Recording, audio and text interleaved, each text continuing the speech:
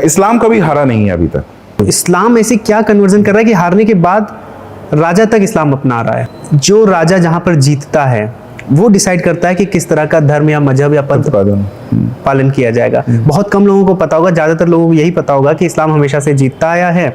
लेकिन एक जो इंटरेस्टिंग पॉइंट ये है कि जब मंगोल्स बगदाद गए और उस तरफ उन्होंने विध्वंस किया, तो वहां पर मंगोल्स का जब शासन आया तो फिर मंगोल्स इस्लाम को अपना लेते हैं। जी, तो इस्लाम ऐसे क्या कन्वर्जन कर रहा है कि हारने के बाद राजा तक इस्लाम अपना रहा है। हुआ ये कि मंगोल वंश आता है और बगदाद पर बहुत बड़ी जीत जो है वह प्राप्त करता है और बगदाद में बहुत बड़ा नरसंहार करता है। बगदाद उस समय इस्लाम का सबसे जो कह सकते हैं चरम पर सबसे सुंदर, सबसे बड़ा नगर हुआ करता था। उस नगर को पूरा नष्ट करते हैं।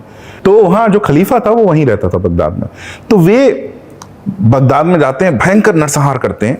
बहुत बड़ा हम ठीक से प्रतिशत तो आज नहीं जान सकते, पर बहुत बड़ी वहाँ की जो जनसंख्या है उसका वह नरसंहार करते हैं और खलीफा को वह भी उनकी हत्या करते हैं। और हत्या ऐसी करते हैं जब वो कहते हैं कि हमारे खलीफा तो बहुत ऊंचे हैं, इनका खून जो है वो जमीन पर नहीं बहाते। तो बोले ठीक है, हम आपकी प्रथा का मानेंगे। तो इसका अर्थ ये नहीं वो मारते नहीं है, वो उसको कालीन में लपेटते हैं और हाथियों से कुचलवा देते हैं।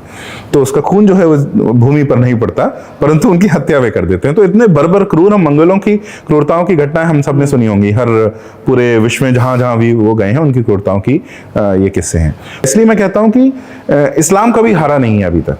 कि इस्लाम कहीं हारा नहीं, तो इस्लाम कहीं हारा नहीं, ये तो हम ये भी कह सकते हैं उनका शौर्य है।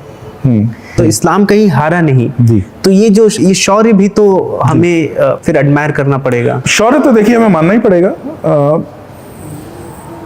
पर जब मैं ये कहता हूं कि इस्लाम कभी हारा नहीं है, तो उसमें आप इतिहास को पढ़ के आप उस पर प्रत्युत्तर कर सकते हैं।